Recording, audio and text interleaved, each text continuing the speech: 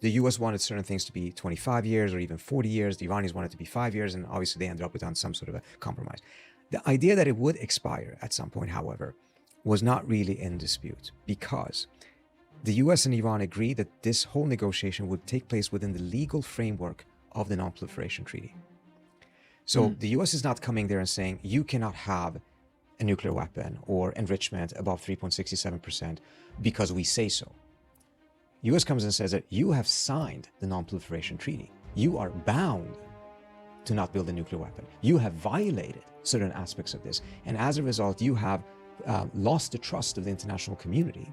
And as a result, there needs to be measures, punishments, etc., to make sure that you don't build a nuclear weapon.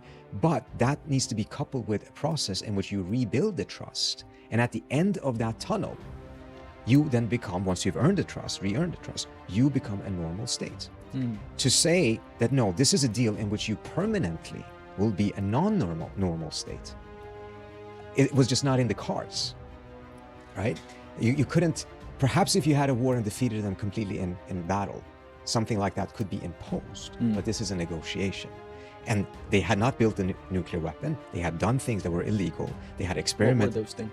Well, they had certain aspects of triggers for a nuclear weapon. They had enriched uranium at higher levels than they were supposed to. There was a fight as to whether they had told the IAEA within the 180 days of a specific nuclear site and things of that nature. And some things that were much, much more severe than that. And they clearly had at some point experimented with some sort of a nuclear weapons program.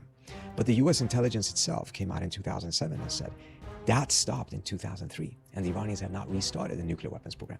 And Tulsi Gabbard, Trump's DNI, said exactly a year ago the same thing, that the US intelligence assessment, which was the same as the European intelligence assessment, was that they had not restarted an actual nuclear weapons program. Oh, Gabbard said that. Gabbard said that in February of last year. Yeah.